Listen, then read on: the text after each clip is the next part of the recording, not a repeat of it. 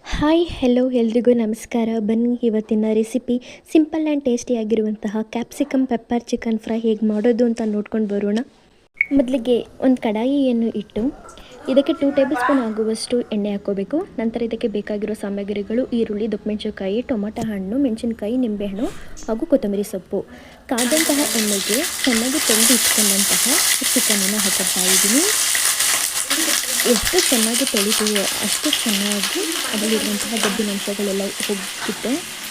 ಈಗ ಕಾದ್ಬಿರುವಂತಹ ಎಣ್ಣೆಗೆ ಚಿಕನನ್ನು ಹಾಕ್ಕೊಂಡಿದ್ದೀನಿ. ಹಾಗೂ ಈ ಚಿಕನ್ಗೆ ಸ್ವಲ್ಪ ರುಚಿಗೆ ತಕ್ಕಷ್ಟು ಉಪ್ಪನ್ನು ಹಾಕಿ ಇದನ್ನು ಚೆನ್ನಾಗಿ ಫ್ರೈ ಮಾಡ್ಕೊಳ್ತೀನಿ. ಹಾಗೂ ಇದಕ್ಕೆ 2 ಬೆಳ್ಳುಳ್ಳಿ, 1 ಶುಂಠಿಯನ್ನು ತೆಗೆದುಕೊಂಡು ಗುಬ್ಬಾಣಿಯಲ್ಲಿ ಚೆನ್ನಾಗಿ ಕೆಚ್ಕೊಳ್ತಾ ಇದ್ದೀನಿ. ನೀವು ನೋಡ್ತಾ ಇರ್ಬೋದು, ಅದನ್ನು ನಾನು ತರಿಯಾಗಿ ರುಬ್ಕೊಳ್ತಾ ಇದ್ದೀನಿ. ನುಣ್ಣು ಮಾಡುವಂಥ ಅವಶ್ಯಕತೆ ಇರೋದಿಲ್ಲ. ಚಿಕನ್ನ ಸ್ವಲ್ಪ ಕೈ ಆಡಿಸ್ಕೋಬೇಕು, ಇಲ್ಲಾಂತಂದರೆ ಅದರದ್ದು ತಳ ಸೀದೋಗುವ ಸಾಧ್ಯತೆ ತುಂಬ ಇರುತ್ತೆ. ಸೊ ಹಾಗಾಗಿ ಚಿಕನನ್ನು ನಾನು ಸೌಟಾಡ್ಸ್ಕೊತಾ ಇದ್ದೀನಿ. ನೀವು ನೋಡ್ತಾ ಇರ್ಬೋದು, ಅಲ್ಲಿ ಎಷ್ಟು ನೀರಿನ ಅಂಶ ಇದೆಯಲ್ಲ, ಕೆಟ್ಟ ನೀರು. ಇದಕ್ಕೆ ಸ್ವಲ್ಪ ನಾನು ಅರಿಶಿನ ಪುಡಿಯನ್ನು ಬಳಸ್ತಾ ಇದ್ದೀನಿ.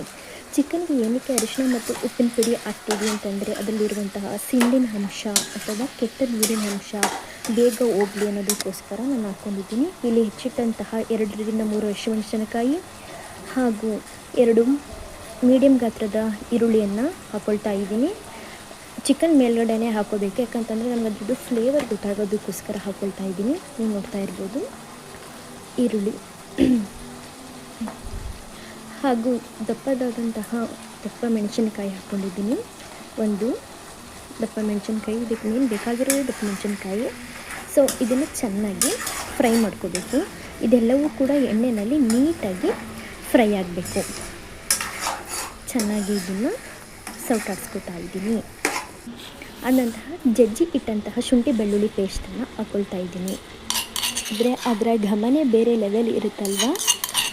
ಸೊ ಅದು ಹಾಕಿದ ತಕ್ಷಣ ಇಡೀ ಫ್ಲೇವರ್ ಇಡೀ ಮನೆಗೆ ಆವರಿಸ್ತದೆ. ತುಂಬ ಚೆನ್ನಾಗಿ ಫ್ರೇಗ್ರೆನ್ಸ್ ಕೊಡುತ್ತೆ ಶುಂಠಿ ಬೆಳ್ಳುಳ್ಳಿ ಪೇಸ್ಟ್. ಅದನ್ನು ಹಾಕಿ ಸಹ ನಾನು ಎಣ್ಣೆ ಮತ್ತು ಚಿಕನಲ್ಲಿ ಫ್ರೈ ಮಾಡ್ಕೊಳ್ತಾ ಇದ್ದೀನಿ. ಚೆನ್ನಾಗಿ ಇದು ಎಲ್ಲದಕ್ಕೂ ಹೊಂದ್ಕೊಳ್ಳೋ ರೀತಿಯಲ್ಲಿ ನಾನು ಫ್ರೈ ಮಾಡ್ಕೊಳ್ತಾ ಇದ್ದೀನಿ. ನಂತರ ಇದಕ್ಕೆ ದೊಡ್ಡ ಗಾತ್ರದ 2 ಟೊಮೊಟೊ ಹಣ್ಣು ಹಾಕ್ಕೋಬೇಕು. ಚೆನ್ನಾಗಿ ಚಿಕನ್ ಜೊತೆ ಟೊಮೊಟೊ ಹಣ್ಣನ್ನು ಕೂಡ ಫ್ರೈ ಮಾಡ್ಕೋಬೇಕು. ಏಕೆಂತಂದರೆ ಇದರಲ್ಲಿರುವಂತಹ ಹುಳಿ ಅಂಶಗಳೆಲ್ಲವೂ ಚಿಕನ್ಗೆ ಸೇರಿಕೊಂಡಾಗ ಅದೊಂಥರ ಜ್ಯೂಸಿಯಾಗಿ ಬರುತ್ತೆ. ಹಂಗಾಗಿ ಟೊಮೊಟೊನೂ ಸಹ ನಾವು ಏನು ಹಾಕಿದ್ದೀವಿ, ಈರುಳ್ಳಿ, ದಪ್ಪಮೆಣಸಿನ್ಕಾಯಿ ಎಲ್ಲದರ ಜೊತೆ